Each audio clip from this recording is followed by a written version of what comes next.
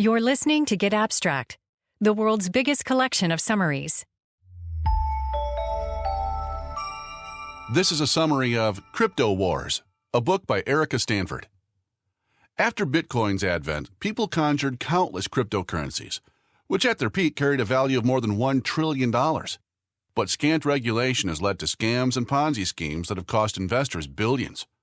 Crypto expert Erica Stanford offers an enlightening look at some of these major frauds and scandals. Yet she's not anti-crypto. Stanford believes blockchain and the cryptocurrencies it enables are transformative technologies that will live long after the scams and swindles, helping those otherwise excluded from the financial system. All right, let's hear takeaway 1. Cryptocurrency is an innovation that made huge gains for early investors, but it quickly became a wild west of deception. Cryptocurrency started out as an authentically radical technology. Bitcoin, the inaugural and still central cryptocurrency, also provided its early investors with mind-boggling returns. When Bitcoin launched in 2009, it was worth less than 1 cent. 8 years later, 1 Bitcoin had a value of more than $1,000. By 2016, it wasn't difficult to launch a new cryptocurrency. The necessary code was open source, and enough people knew how to use it. This was especially the case if you didn't care whether you were doing something technologically significant or socially beneficial. Blockchain, the foundation for crypto, which provides a non-centralized, secure, transparent method of storing data and transmitting value, seemed as if it might disrupt both industry and finance. Launching a new cryptocurrency with an initial coin offering, or ICO, became a new way to raise large amounts of money. Many early ICOs were honest efforts to provide something useful and valuable, but a good number were scams. Initial public offerings, or IPOs, are subject to regulatory scrutiny. At that time, ICOs weren't. People could raise millions or even hundreds of millions of dollars with little or no accountability and without even offering a clear product. Most of the ICOs that raised gigantic amounts of capital never did anything notable with the money. Some were outright frauds or Ponzi schemes, while others just didn't have a credible or realistic business plan. Almost none of them needed or provided a valid reason for using cryptocurrencies or blockchain. Time for the second takeaway. By 2019, people had lost billions of dollars to crypto exit scams. An exit scam occurs when a sponsor of an ICO raises tens of millions in a cryptocurrency, cashes it in on an exchange, and then disappears. In 2018, at the height of the crypto bubble, a company called SaveDroid raised $50 million and then promptly vanished. Soon after, however, the company's CEO returned and announced that the whole thing had been a prank meant to demonstrate how easy it was to scam investors in ICOs. Prank or not, investors ultimately lost their money. People fall prey to exit scams out of a combination of hope and greed. A Vietnamese company, Modern Tech, issued an ICO for a cryptocurrency called Pincoin. It raised more than $600 million, despite the fact that transactions in cryptocurrency are illegal in Vietnam. Of course, Modern Tech assured investors that Pincoin's value would skyrocket, and initially, investors got their promised returns. But eventually, payments stopped, the platform disappeared, and the founders fled the country. In the crypto bubble era, people who barely knew what a cryptocurrency was started opening crypto exchanges as an alternative to inventing a new cryptocurrency and launching an ICO. People would send their tokens and government-issued currency to an exchange without really checking the platform's security. Investors found the idea of storing their funds on these exchanges appealing because it allowed them to immediately cash out the pumped-up coins or to invest in new ICOs that might offer massive profits. However, like ICOs, decentralized exchanges were often get-rich-quick schemes. Most were unregulated and had little built-in accountability, and thus served as perfect vehicles for exit scams. Now let's hear takeaway number 3. OneCoin wasn't a real cryptocurrency, and its mysterious founder vanished. Bitcoin was an entirely new kind of currency. Its value had nothing to do with central banks or governments. Algorithms that neither politicians nor financiers could manipulate drove its worth. In 2014, the year Bitcoin's value reached $800, people began talking about a new cryptocurrency, OneCoin. OneCoin's founder, the charismatic Dr. Ruja, claimed that OneCoin would soon overtake Bitcoin and do things Bitcoin could never accomplish. By pairing crypto hype with a multi-level marketing or MLM structure, Dr. Ruja and her associates raked in between $4 and $15 billion for OneCoin. Unlike other cryptocurrencies, however, investors couldn't exchange OneCoin for Bitcoin or fiat money. Indeed, the only items of potential value investors could get with OneCoin were plagiarized educational packages. The FBI caught on to the OneCoin scam, partly because Dr. Ruja's lover became an informant. Nevertheless, she managed to disappear with a minimum of $500 million. No one knows what happened to Dr. Ruja, the crypto queen, or to the money she and others stole from millions of investors. In the end, OneCoin wasn't a cryptocurrency at all, but a pure scam, invented to both mislead its investors and fill them with hope. Here's another takeaway. BitConnect was a Ponzi scheme based on a trading bot. BitConnect launched via an ICO in early 2016. At the time, it seemed like just another ICO, complete with anonymous founders and precious little information about what it was supposed to do. Initially, its website offered investors the chance to earn interest on coins purchased and held in a BitConnect wallet. Soon, BitConnect added a new incentive, the ability to earn profits trading BitConnect against Bitcoin.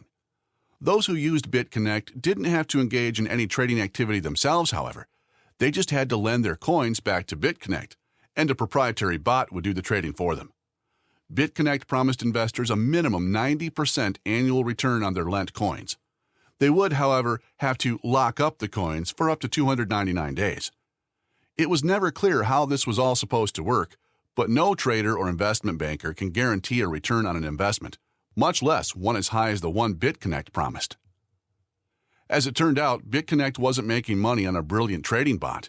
It profited from its MLM strategy, in which participants got substantial bonuses for bringing in new investors. Like OneCoin, BitConnect was, in the end, little more than a classic pyramid scheme. Every level of the pyramid got a percentage of the investments gathered by the levels below it. It didn't take long before people in the crypto community and law enforcement realized there was something seriously wrong with BitConnect. In late 2017, the UK Companies House demanded that BitConnect prove its legitimacy. In 2018, the states of Texas and North Carolina accused BitConnect of illegal securities sales and eventually demanded it shut down operations. On January 15, 2018, BitConnect's value crashed by almost 90%. Okay, let's move on to takeaway number 5. The biggest crypto fraud ever took place in Asia. In 2018, at about the same time various crypto scams were going under in Europe, another massive crypto Ponzi scheme, Plus Token, was spreading across China and Asia. The scheme involved $7 billion in investors' money, with a valuation of $17 billion at its peak. Plus Token's crypto wallet and exchange first appeared in Chinese social media and spread across the region via messaging apps like WeChat. For an initial investment of only $500, Plus Token guaranteed an investor a 6 to 18% monthly return. Plus Token's organizers attracted people fascinated by the new buzzwords associated with cryptocurrencies, like decentralized and blockchain, to lavish conferences. The organizers stated that they had developed an AI bot designed for arbitrage trading that would make money from price fluctuations in Bitcoin and various other cryptocurrencies.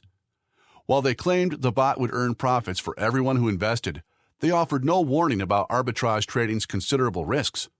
But then, they weren't seeking investors with significant crypto or market experience.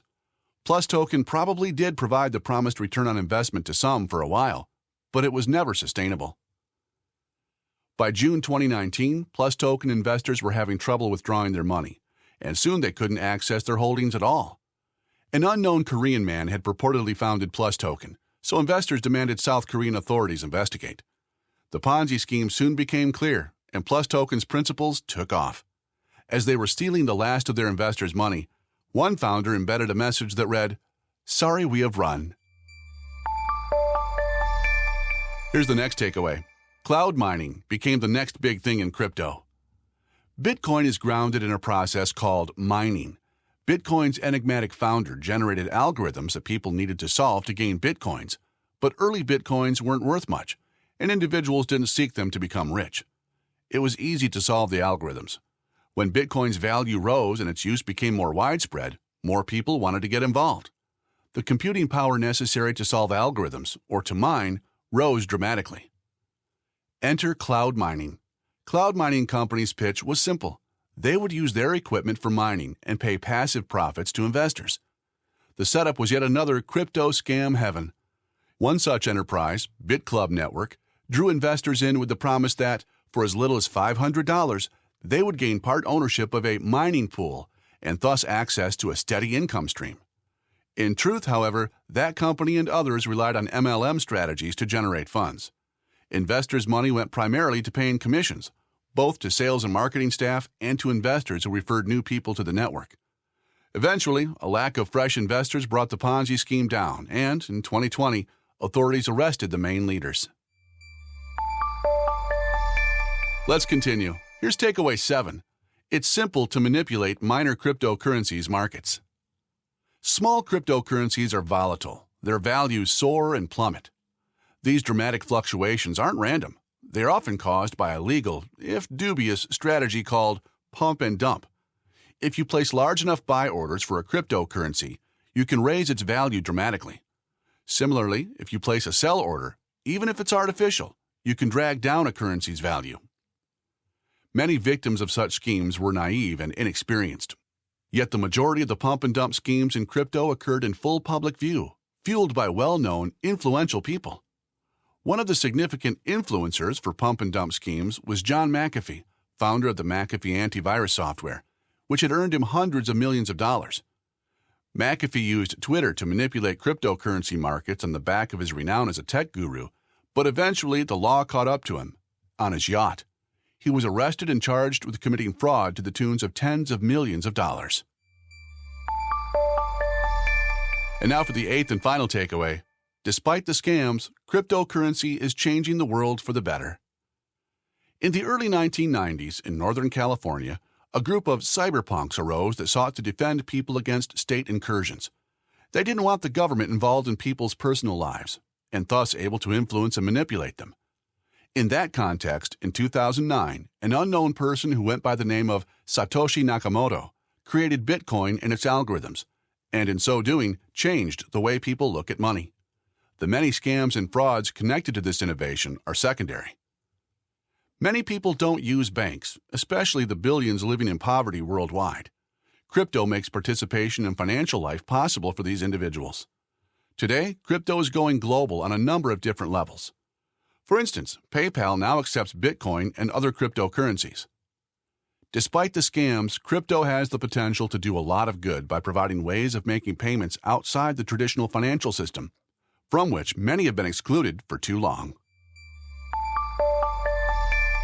That was a summary of Crypto Wars, a book by Erica Stanford. Let's hear the 8 takeaways once more. Takeaway 1. Cryptocurrency is an innovation that made huge gains for early investors, but it quickly became a wild west of deception. Takeaway 2.